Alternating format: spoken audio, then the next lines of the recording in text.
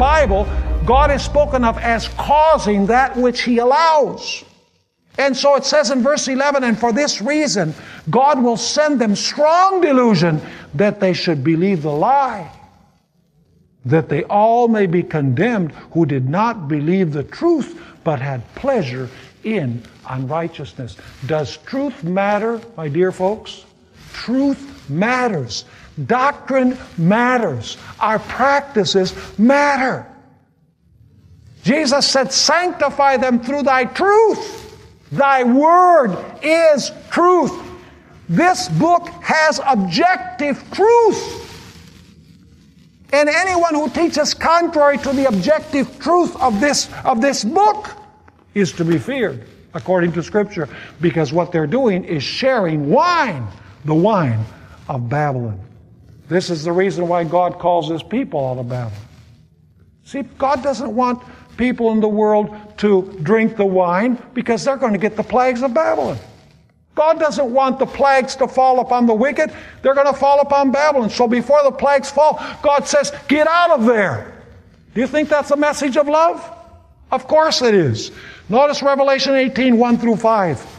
After these things I saw another angel coming down from heaven, having great authority, and the earth was illuminated with his glory. And he cried mightily with a loud voice, saying, Babylon the Great is fallen, and has become the dwelling place of demons, a prison for every foul spirit, and a cage for every unclean and hated bird. Babylon is an apostate Christianity, as we've studied. For all the nations have drunk of the wine of the wrath of her fornication. The kings of the earth have committed fornication with her, and the merchants of the earth have become rich through the abundance of her luxury. And I heard another voice from heaven saying, Come out of her, my people, lest you share in her sins, and lest you receive her plagues, for her sins have reached to heaven, and God has remembered her iniquities. And let me close by saying that this religious system, represented by the harlot, has introduced all sorts of practices and doctrines that are contrary to Scripture. Let me just mention some of them.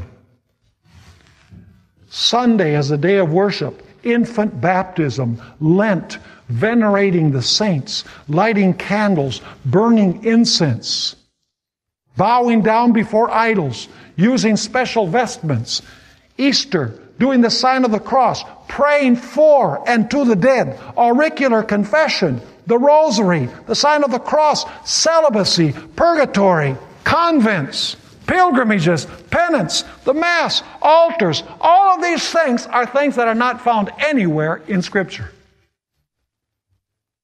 And yet these are things that are spoken of by this system as saying things that we need to do. And in many cases, things that we need to do in order to be saved. I think you know what system I'm talking about. And I'll tell you, folks, in succeeding messages, we're going to talk about the other divisions of Babylon, because this church that I'm referring to is only the main protagonist of Babylon. There are two other powers, the false prophet and the dragon. And we're going to talk about those powers in future lectures. May God bless us and help us to assimilate the truth of God and not the wine of Babylon.